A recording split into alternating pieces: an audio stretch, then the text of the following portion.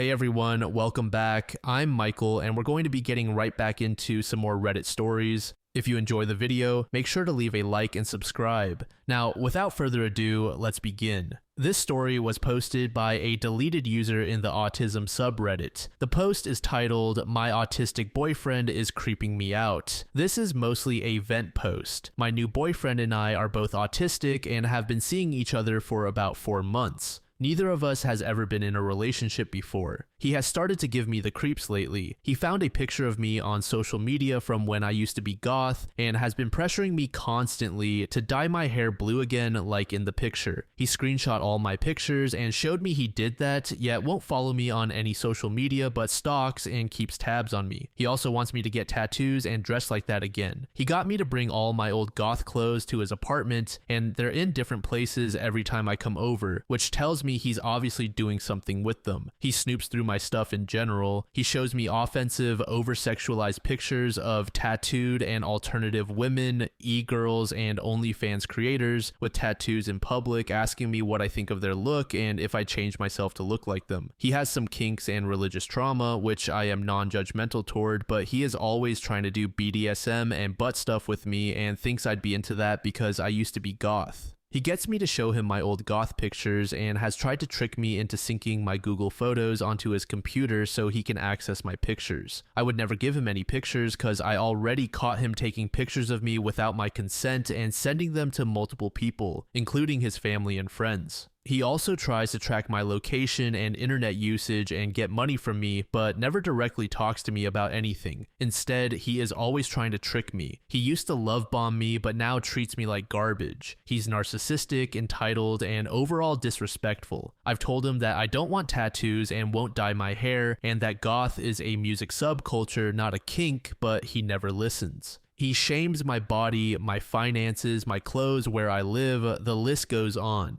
He doesn't listen to me in general, and I feel like an object. He never wants to do any fun activities with me, and I'm always compromising for him. He is very straight-laced and wants to go to places like goth clubs and nude beaches just to stare at women. Lately, he has been trying to control and shame me for what I eat and has also body shamed me for being fat and hairy. He wants me to bodybuild but also not eat anything. It doesn't make sense. He points out other women exercising and takes little digs at me. He wants me to spend thousands of dollars on my appearance, yet he has terrible hygiene and won't even comb his hair or brush his teeth for me. He likes parading me around like a show pony while he looks practically homeless. It's humiliating. He is classist and calls me poor for being upper middle class and inflates how wealthy he and his family are. Yet he never pays. His brother shamed me when I met him and made me feel awful. We have problems in our sex life as well. He has a hard time ejaculating and checks out other women all the time.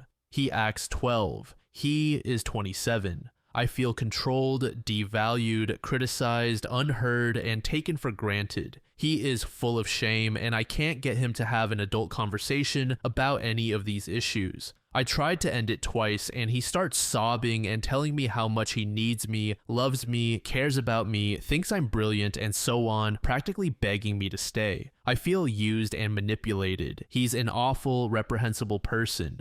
Update. I want to thank everyone who read my story and commented. Thank you for all of your kind and supportive words. I went ahead and left him. Yesterday, I went to his apartment and told him in the most adult, respectful way I could manage that I cannot be in a relationship with him. I told him I wasn't being respected, that he was crossing my boundaries, trying to change me, picking on me, and was generally cruel. I pretty much told him everything he was doing wrong except for the control, tracking, and exploitation stuff because I didn't want to get into that for the sake of my safety. By the end of our 2.5-hour conversation, I was heading into shutdown territory, so I had to leave. I'm pretty sure he filmed the interaction. He has a camera in his room and I thought I saw it turn on. There was really nothing to see other than me gently informing him I will not tolerate such disrespect and that I thought he was trying to change me and didn't desire me. He denied all negative allegations and cried the entire time, trying to guilt me into staying as expected. Of course, he still thought I was useful to him. To his credit, he didn't get angry. I am still concerned for my safety and privacy. I worry he will dox me or commit some kind of cybercrime. This is highly unlikely as he works for the government and his father, whom he is afraid of, controls him and pays his rent. Additionally, his family name is already stained with sociopathy, and mainstream news articles cover the crime, so it is highly unlikely he will do anything to me if he wants to get anywhere in life, especially because he wants to seek further education and advance his career. When I broke up with him, I could clearly see that he has severe communication deficits. I believe this is caused by a combination of the double empathy problem, distractibility and focus issues from attention deficit hyperactivity disorder, as well as strong narcissistic traits. I don't think he understood half of what I was saying or the impact of his actions. He apologized profusely and told me he wanted to work on our issues together and that he didn't want to break up. He then performed a bunch of future faking and false promises to sell me on staying. I refused. I told him he crossed a line and that there is no going back, especially after body shaming. I explained that body shaming someone makes them self-conscious and uncomfortable and therefore less likely to want to have sex with that person. That got his attention. I suspect he had a porn addiction and consumed a lot of goth and alternative girl porn, getting the wrong idea about me because I fall into some porn stereotypes targeting nerdy men, think Belle Delphine type stuff. I like Japanese culture and used to be very goth, so maybe he thought I was one of those porn content creators who had a target audience of lonely nerdy men. He was also obsessed with the idea of me playing video games and was always trying to get me to start playing them. I know some people confuse fantasy with reality, and I was suspicious of that happening within our relationship. Toward the end, he focused solely on my image and his, and we no longer discussed anything intellectual as we did when we first began seeing each other. Our relationship had dissipated into something vapid and meaningless. This was not what I had signed up for. Upon further reflection, I think he really did confuse fantasy for reality and got the wrong idea about me completely. He never listened to me when I tried to tell him what goth is about and that people have gotten it wrong in the past by assuming I was a nympho into kink due to my external appearance. There is absolutely no shame in being into kink, it just is not for me right now. We were both virgins and I was not ready to go there yet. He always blocked out things he didn't want to hear or that didn't align with the fantasy. It was startling how very little he knew about me. He told me, "That doesn't sound like you," when I stood up for myself. He asked me, "Did you hear that somewhere?" When I told him we were having too many issues very early in the relationship and it just wasn't going to work. It was as if he didn't think I was capable of thinking for myself and having actual thoughts, or that I wasn't going to script, which is a narcissist tendency. Yet sometimes he respected my opinion, especially regarding topics of psychology and sociology. To be honest, I thought he was some fantasy person who wanted me to solve all of his problems and fix his life, but became disenchanted when I was unable to instantly do that. He didn't really know anything about me, didn't take the time to learn about me, and had some kind of fantasy version of me that existed in his head. He was more in love with the idea of having a girlfriend than me as a person. He thought the person in his head was the real me and that he was trying to help me. I do hope he seeks therapy. I wonder if he had a delusional disorder. He also had this idea that because we were both autistic, we must think exactly the same. It doesn't work that way. We are all different colors of the spectrum, and my experience differs vastly from his due to subjective experience of life, factors like gender and upbringing and so on. I feel so stupid for allowing this to go on for as long as it did. I am proud of myself for resisting the pressure he put on me to move in with him, give him money, change my appearance, do uncomfortable sex acts, and so on. It was a fairly easy exit and civil, but I still feel depressed, mourning what could have been perhaps. This is my first breakup, so I am feeling all kinds of new and uncomfortable emotions and bodily sensations, so this is all very depressing and strange. I am happy with my decision and will not be looking back. I am fairly comfortable with being alone and will not be seeking a new relationship anytime soon. I will perhaps enter therapy to build my self-esteem. Writing out my situation and receiving feedback has allowed me to better understand a very complicated situation, and I thank all of the lovely supportive people who commented on my post. Your time and kindness means so much to me. Geek Lover 1030 said, as someone with autism, especially since it wasn't diagnosed until this year, dating is hard. It is hard in different ways depending on a number of factors. I tended to break up with someone because of a minor inconveniences, but it is possible to have a healthy relationship. I am now engaged and have children. Throwaway McDumbface said, as an autistic woman, yeah, I've seen terrible narcissistic men with autism along the lines of Lundy Bancroft's Mr. Right descriptor. Think of a normal person going, okay, I don't get what's behind this, no, but I'll respect what I'm being told, versus that no doesn't make sense to me and didn't come with a 5-page dissertation. Ergo, I will choose to ignore or debate it until the person is completely exhausted. You couple that with many autistic women being abused and it gets ugly. I think there's a troubling intersection where some women come out of their experiences thinking X is yelling at me, it must be something I did because parent or teacher was always right. Whereas some abusive men adopt the harmful defense mechanism of I am never wrong ever actually. This next post was made in the AITA subreddit by a user named Candid Spot. The post is titled, "My foster family of 11 years is kicking me out by the end of the week. I have nowhere to go and I feel broken. I am 18 years old and was told earlier today that I need to pack up and leave by the end of the week. I still feel in shock. I was removed from my biological family when I was 7 due to issues with my parents. I was then placed in foster care and matched with a couple whom I will call the Peters. The Peters were always really nice to me, and since I moved in when I was quite young, after a while I started to consider them my parents. I called them mum and dad, treated them as my parents, and treated their biological son as my brother. I wasn't their only foster child. They also have a 9-year-old boy who has lived with us for a little over a year. I was never adopted by them and I know why. They live off the fostering allowance. This never really bothered me because they told me that legality didn't make us a family, which I believed. I went on their agency's website earlier today and found out that they were getting paid at least £2,400 for me per month. Or at least they were. Since I turned 18, they stopped getting the allowance. However, they applied for a staying put arrangement for me, which meant they would continue getting paid something as they continued to support me and let me live with them. It wasn't as much. I think it was about $1,000 per month. They told me they had it approved until I was 21. So I thought I'd be able to stay at least until I finished university. Today, they sat me down and told me I had to leave. They said fostering is a business and that they couldn't afford to keep me on just the staying put allowance. They told me I had until the end of the week, 4 days. How generous of them. They said they need my room because they want to get a new foster placement. They literally told me it's not personal, like that makes me feel any better. They said they would still consider me like a son, not their son anymore, like a son, and that they want to keep in touch. What a joke. They chose to kick me out, an 18-year-old with no job, no income, no nothing, about to start university, yet their biological son, who is 25, gets to stay. So yeah, I guess fuck me, right? I'm just the one no one ever wanted. I guess I was never truly part of their family.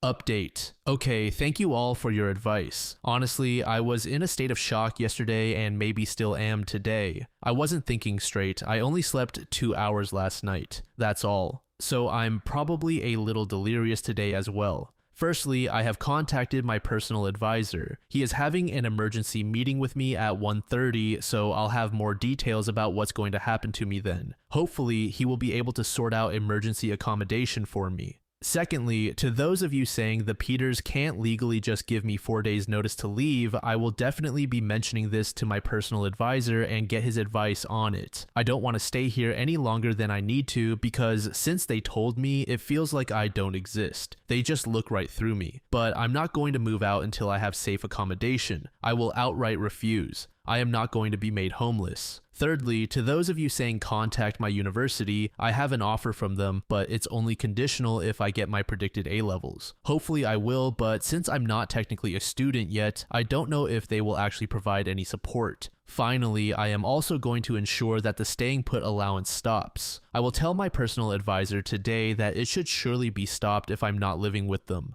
Luckily, I have some money saved. Some people here have said I should be entitled to a bursary when I start university, and I'll have my maintenance student loan to help me. I've already started looking for a job. Update 2. Okay, hi everyone, I just got home and am feeling incredibly tired, so this is going to be a short update. Basically, I had a long meeting with my personal advisor and he was very sympathetic and felt upset that the Peters are treating me this way. We had one meeting, then I went to get food while he spoke to the Peters directly. After that, I came back to meet him again so he could let me know everything that had happened. He's putting me on the list for social housing. I am hopeful that it won't be long until I'm able to get my own house. I recorded the meeting because I'm so sleep deprived and also have a really bad memory processing for long things like that due to my dyslexia and autism or something. I'm not sure. I can listen to it again tomorrow after I've slept, but from what I gather, they will help me with paying rent costs. I will also get some money to help pay for furniture and things like that. When he spoke to the Peters, I don't know if he said they had to keep me housed for a while or asked them to, I'm not sure, but they've agreed to keep housing me until the end of August. So at least I don't have to worry about everything happening in 3 days' time. He did tell me that if I feel uncomfortable, I can be moved into a youth hostel while they wait for a property to be available for me. But I said if I can, I would rather stay with the Peters until I'm ready to move, even if it makes me feel a little uncomfortable. He told me they will continue getting paid the staying put allowance until the day I officially move out, and then it will be stopped. On a completely separate note, my best friend and I had a huge argument earlier. He said that I'm being ungrateful, and honestly, what he said really hurt me. We had a huge argument. I just thought, out of everyone, he would get me and understand what I was going through. Maybe not. Maybe I'm being unreasonable. I am really tired, so maybe my emotions are just not well controlled at the moment. I am going to talk to him tomorrow after I've slept, and I'm hoping this argument will just blow over because I need him right now. I don't feel like I have anyone else. Oh, and I haven't read all the comments because I didn't expect to get so many. Thank you to everyone who has offered support. It is genuinely so sweet, and I am so thankful.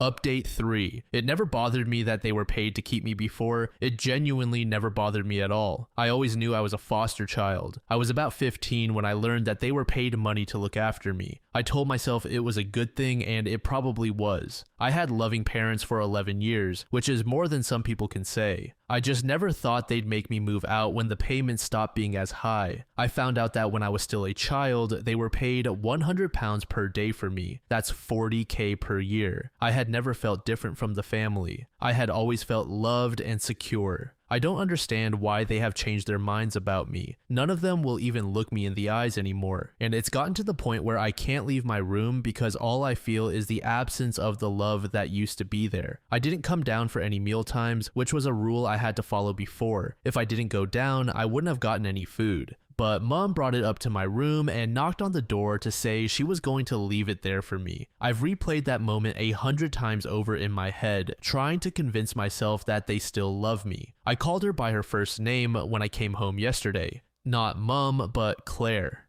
She looked upset when I did that, and a part of me is happy about that, while another part feels cruel. I knew it would hurt her, and I did it anyway. In some ways, I wish she would wake up to the pain she's causing me. I hope she takes it back and says that it was a lapse in judgment and that she loves me and wants me to stay. But if that were going to happen, I think it would have already. I guess I'm not worth the £76 per day they lose by not replacing me with another foster child. When I feel bad about hurting them, I remind myself they're kicking me out to get an extra £76 a day. That's what I'm worth to them, £76 per day. Update 4. Okay, I'm going to try and condense this as much as possible. Basically, I am 18 years old and was removed from my biological family when I was 7. I was taken into foster care and matched with a family called the Peters. I have been raised by the Peters from age 7 all the way until now. They originally told me that I could live with them indefinitely, and I considered the Peters my family. They applied for a staying put order with me, which basically means they continue to get paid something like £250 by the government to recognize that they're continuing to support a former foster child after my 18th birthday.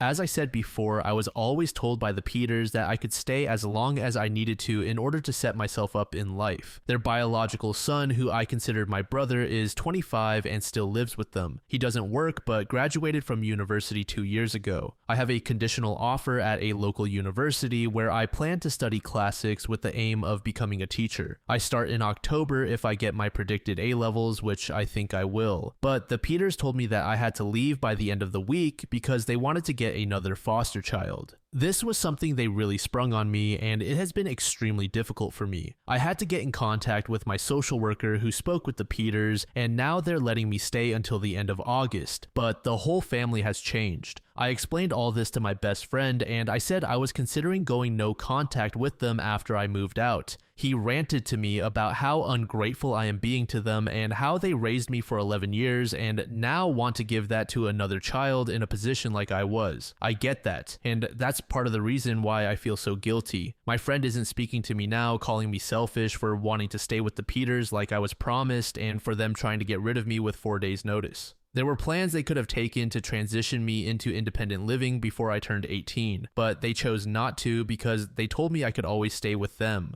The one time in my life I needed my friend, he's gone too, and I feel so alone. I can't understand why he's taking their side over mine. I understand the argument that they will continue to help another child, but at the same time, I just wish they didn't have to throw me out to do so. When I suggested to my friend that they could have asked their biological son to move out instead of me, he just said I'm being selfish. I still don't even know if I'm going to go no contact with them. I just said I felt like doing it, and I wish I hadn't even said that because I didn't expect it to cause such an argument. So am I the asshole? Update 5. The Peters' son, Jamie, has found my original Reddit post. I guess I should have been more careful with the details, but my mind was so frantic at the time of writing it that I just couldn't think straight. I'm not sure how he found it, but considering it has almost 10,000 upvotes and Jamie was the person who introduced me to Reddit, I guess it might have just popped up on his page. Does anyone know if it might have appeared to him because we're on the same network or in the same location? A few hours ago, Jamie came to my room. He showed me the original post and asked if I had written it. At first, I tried to deny it, but I'm an awful liar, so he just knew. He asked why I didn't tell him about this, and I said I thought he knew. He told me he had no idea and would not have supported his parents throwing me out if he did. He was told I requested to move out. He genuinely seemed shocked and appalled at the details in the post. Against my wishes, he shared the post in the family group chat. He did this out of a desire to defend me. Mom, Dad, I really think you should read this and see the impact this is having on. But I really wish he hadn't done it. They've both read the message, but neither has responded. I have not left my room since. I'm really anxious right now, like I'm at the level before a panic attack. I can feel one coming on. Update 6. To Matt and Claire, I came to you as a 7-year-old, a child who had never felt love, affection, or anything remotely kind. I was taught at a young age to fear those in authority, to fear the sudden changes in the moods of my birth parents. I was taught to bottle up my emotions and my pain and never show them. When I first came to you, my life was ruled by fear and anxiety. I know my behaviors back then were awful and a struggle to manage. I had been taught that some actions had no consequences, while others brought firm, scary, and harsh punishments. The worst part was that these consequences were never consistent. I could do something one day and be praised by my birth family, and the next day I would be beaten. Love was not something given, it was something earned. It was conditional and shallow. You both showed me another way. You showed me love and affection, and at first it felt confusing and hard to comprehend. I couldn't see myself as anything more than a nuisance. I couldn't understand why someone would love me. I couldn't understand why you weren't beating me. Do you remember me telling you, you can hit me if I'm naughty, I won't mind? Slowly, you taught me to trust and love myself and those around me. You showed me that no matter what I did, you wouldn't give up on me. You wouldn't send me away or hate me. And I really tried to make you proud. I know that. I was scared. You made me realize that it wasn't my fault I was in care and that I wasn't to blame for the things that happened to my birth family. You showed me appropriate outlets for my fears. You showed me love, compassion, and kindness. The first day I remember feeling truly safe was when I was sitting in your arms at 8 years old watching Shrek. I still think back to that moment. It probably just felt like another day to you, but to me, it is a core memory in my life. It's a moment that shapes the way I see myself. You stayed up with me when I was worried about moving up to secondary school. You comforted me when my birth mom told me she no longer wanted to be part of my life. I felt like my whole world was ending again. You encouraged me to go beyond with my studies and apply to university. The most important thing you showed me was that I was worthy of being loved and respected. You never gave up on me. I am who I am today because of what you did. When I look at myself, I see compassion, care, and kindness, and in those traits, I see you. You weren't my birth family, but you were my family, my only family. I just don't know what changed. Why has there been a switch? Why have you gone from the loving and caring parents you were? When I leave my room now, I no longer feel that love and kindness that brought me out of the pits of despair as a child. It's almost as if you have completely altered the way you see me, and I just can't understand why. A few days ago, you told me I had to move out. You gave me 4 days notice to leave my family. You sent me back into feeling like that child at 7 years old. I'm not saying this to guilt you or to ask you to let me stay. That time has passed, and unfortunately, I don't think I'll ever be able to see you the same way again. I understand if you were hard on money or if you wanted to help another child like me, but why not talk to me? Why spring it on me and then act like I don't matter? Why tell me it's just business? Did you think that would make it hurt less? Since you told me, my whole life has been turned upside down, and I don't know how I will make it to the other side. If I had felt like this a few weeks ago, do you know who I would have gone to? I would have gone to you. I would have told you my worries and my fears, and you would have said the exact right thing, and then we'd sit together and watch some awful TV show, and now I have no one again. I feel like I'm being told for the second time in my life that I don't deserve a family, and this time I have no one to pick me up off the edge. That was always you, Mom and Dad. It was always you I could rely on. Why are you giving up on me now? Update 7. My personal advisor is allowing me to store the things I can't take with me in his garage. It's kind of him. He's found me a place at a local hostel. I'll get my own room apparently, which was a big deciding factor in whether I wanted to move in or not. The hostel works with the local authority and houses a lot of care leavers, the English term for someone who has aged out of foster care, while they wait for their own homes. I haven't sent the message yet, but I know my foster brother Jamie has seen it. Yesterday, I felt overwhelming emotions. Today, I feel none. I don't know which is better. I'll send it once I've moved out. I have a room, so I'll be gone in a few hours. I still haven't spoken to them, but I just can't face it anymore. I am sick of being anxious and stressed about this. I guess they did get their 4-day notice after all. Edit 1. I have just left the Peters house for the last time. The room is ready for me at the hostel. I feel so weird, sad, and lonely right now. I've ordered myself a pizza for dinner today, and my personal advisor even paid for it. I just want to get in bed and cry. My head is spinning thinking about everything I need to do. Wish me luck, everyone.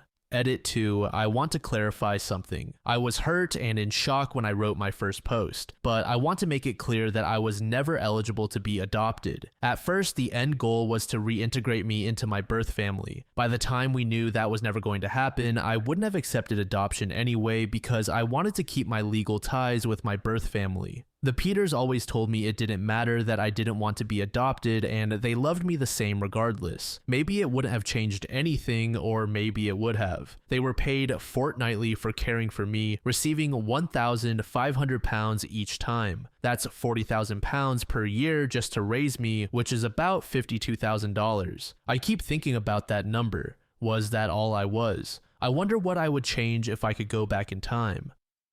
Edit 3.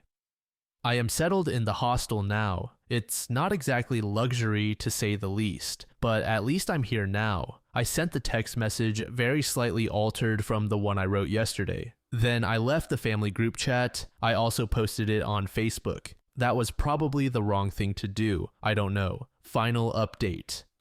This is going to be my final update on all of this. I want to put everything behind me. Claire rang me crying, saying she had no idea I felt like this. How could she not know? She said she was sorry and begged me to come back. God, how do I ruin everything? She was telling me all these things about how she regrets the past few days so much and wishes she could take it all back. I said, this is not fair. She cannot throw me out and then call me crying. I said it's manipulative. She just kept saying sorry. She said she loves me and wants me to come home. Jesus, this is just a lie, right? She must have known. Am I the bad person here? I feel so confused. I don't know what to do. I just hung up and then she started texting me, so I blocked her. But now I feel like I'm the bad person here. I'm so tired of this, of all of this. I want nothing to do with any of them. I don't think Reddit is good for me. I'm not sure any of this is good for me. I'm going to delete the app. Sorry, everyone. Far Season 695 said, "This poor kid." Maybe it's cynical, but I doubt Claire is asking OP to come back for sentimental reasons. Those people are stone cold business sharks. To this, Corfy74 said, "She probably got some serious backlash from her biological son. He sounds like he really felt like a sibling to OP, so he must have been really pissed at how they treated him."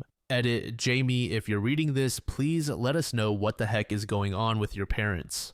HQuinn38 said, "Posting it on Facebook was a perfect move. Now everyone knows exactly what they did. The fact that they phrased it as a falling out and not a stone cold eviction to the personal advisor is laughable. This is one where I really hope OP finds an incredible family in the friends she goes on to make." This final post was made in the True Off My Chest subreddit by a user named Empty Researcher. The post is titled, "My husband has ruined both our lives by asking me to double up his lunch serving for work. My husband has ruined both of our lives by asking me to double up his lunch serving for work. I'm using a throwaway account because I still haven't fully decided on divorce, but I'm 95% sure about it. I'm a 26-year-old woman and my husband is 25. We have been married for almost 2 years and have a 6-month-old baby. I work part-time only to supplement our income and to pay for the legal process of getting him documented. We are very fortunate that it seemed it would be an easy process, maybe 2 years at most for his residency, but now I'm going to cancel everything and ask for a divorce. My routine used to be that I would wake up an hour and a half before him in the morning, make his lunch, pack everything for him for work, and have his breakfast, coffee, and clothes ready for him to wake up, eat, get dressed, and head out within 30 minutes. He used to be satisfied with what I packed for him. Freshly made chicken in either honey buffalo, lemon pepper, and salad, or some sort of chicken wraps, etc. Pure, healthy food. I did this because I wanted to make his life easier and show him I cared and loved him, and I've done this since we first moved in together more than 3 years ago. Recently, I've had to start including dinner leftovers because he started asking for more food, saying he was still hungry afterward. I thought it was odd because no matter if I work or not, he always comes home to prepared food, so even if he wasn't full, he would be okay. I explained it away, thinking maybe he was bulking or something, so I started including what I normally take to work, which has caused me to either go without lunch and have to wait until after work or be late for work because I have to wait until the food is ready and take some. I'm breastfeeding and can't miss eating every time. Last week when I was packing his lunch, I found an unrecognized second fork in his lunchbox and was thrown off. I asked him about it and he said he found it in the kitchen at his work and brought it home. I had noticed small changes in him that I gaslighted myself into thinking were just my insecurity because I had just had a baby, but this made the pit of my stomach churn. A few days later, I decided to go to his work during lunch to surprise him with dessert and for him to see the baby. That was when I found out why he wanted more food. His coworker, whom he told me no longer worked there, and whom I'd caught him talking too friendly to and told him it bothered me, was not only still working there, but was eating the lunch I freshly prepared for him while he was eating the leftovers. I didn't cause a scene. Instead, I took pictures and added them to my folder of everything he's done before, from simply hearting other girls' stories after telling me he didn't, to naked pictures of a coworker from a previous job he got fired from because of her. I drove home crying and packed my things. When I got home, I took the bassinet, anything I'd need for the baby, and my essentials, and went to my sister's and brother-in-law's house. I told them everything and even showed them our conversations from WhatsApp where he told me she no longer worked there. I normally text him throughout the day, so he started texting and calling me to see if I was okay and what was for dinner. He was almost off. Was everything okay? Then he got to the house an hour earlier than usual and saw mine and the baby's things gone, as well as my letter stating he had 7 days to leave my house. I told him he can communicate with my mother to see the baby when I'm at work or whenever he wants to see her. Just let her know and I'll drop off the baby with her.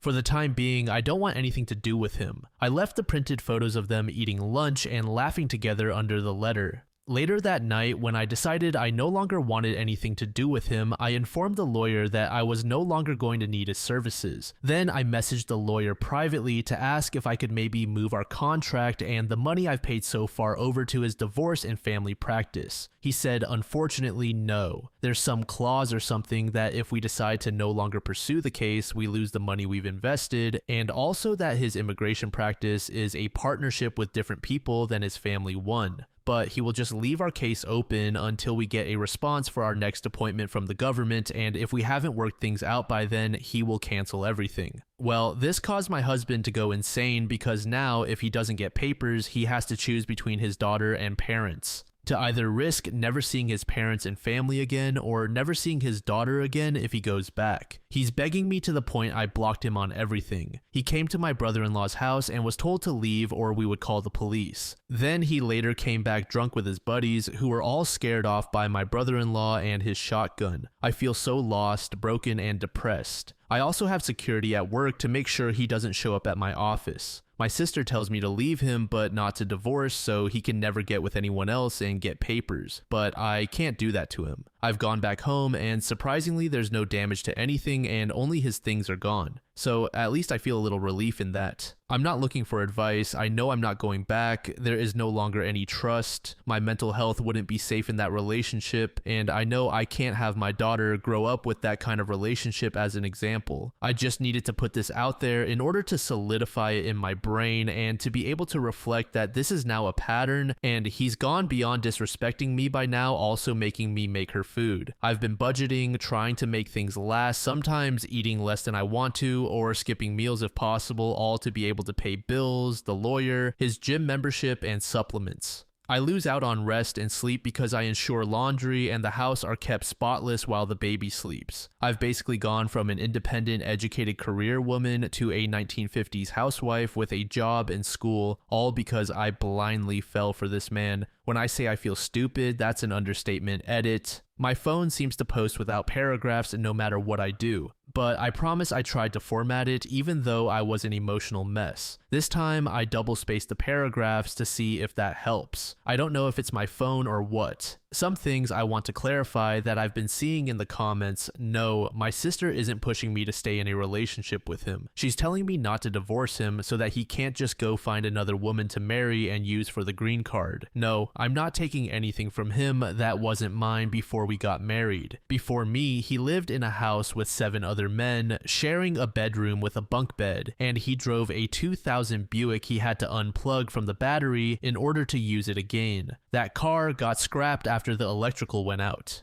The car he is using is my car that I got in high school, which got me through high school, part-time and seasonal jobs, and community college. Also, my mom isn't dead. She gave me my childhood home because I was going to college and it's a 10-minute commute from the college. She gave it to me because I'm the last of the kids. All my brothers and sisters are at least 10 years older, and aside from my sister who's helping me, they all live in different states. He left home with a motorcycle he's customizing, his gaming systems, clothes, and the guest bedroom TV, which was the only TV that was not mounted. Also, I'm not keeping his daughter from him. I just personally don't want to see him because I know he will try to give me a ton of excuses and try to make me understand him. He can speak to my sister or mom and they will supervise him to see his daughter whenever he wants to. There is no battle in that. I don't think he's a bad father, but I just don't think my relationship with him is the example I want to give my daughter. Yes, I am Mexican too. My dad came to the States and then later brought my mom and 2 brothers and 2 sisters. It took a decade to see each other again, which is why I'm so far apart from my siblings and the only one born here.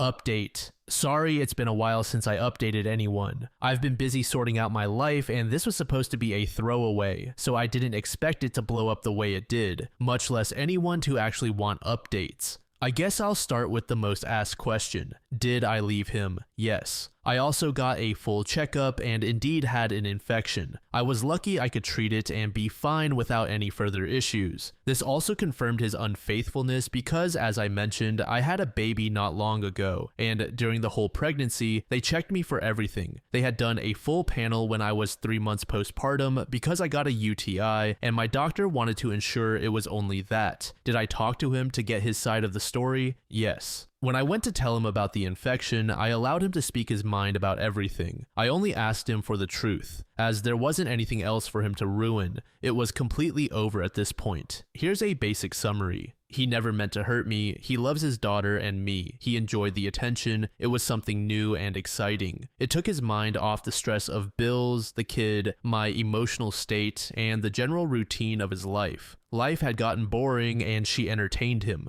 That's about what I believe to be true out of the couple of hours of begging, excuses, gaslighting, and even blaming. The rest was, the infection is common because of cow manure everywhere and because he goes out and pees outside without washing his hands or something. She doesn't like men, she was just one of the guys. I only gave her lunch that day. It was just the one time she forgot her lunch and asked me because she saw I had 2 lunches. He would never stoop so low as to break his family. Why would I make such assumptions? Once I showed him my chart with my results and explained how it's not a normal infection like E. coli that you can get because of poop and that it was an actual transmissible infection, I also explained that I hadn't slept with anyone since we met. My doctor explained that if I had any kind of transmissible disease, I would have known during my pregnancy because it is common practice to test for all risks. My high-risk pregnancy and preterm labor meant she tested for all kinds of things to see if she could find the cause of issues and afterwards to find the cause of preterm labor. He admitted it shortly after that.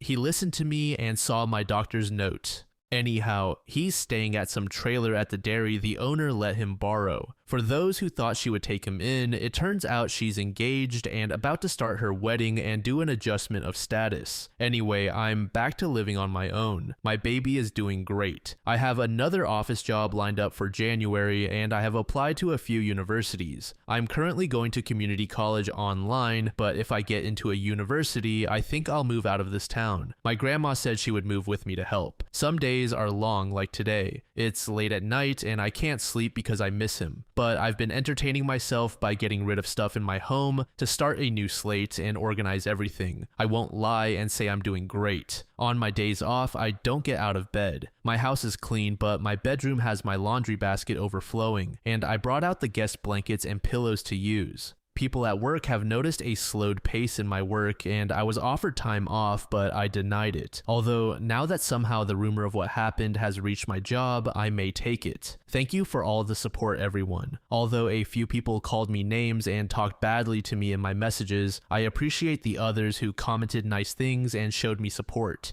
Edit for update. I woke up to my husband's call. He apologized again. I'm still not budging, but he told me he was talking to some guys at work about free clinics or where they go when they're sick, and it turns out that same woman has been sleeping with a few of them.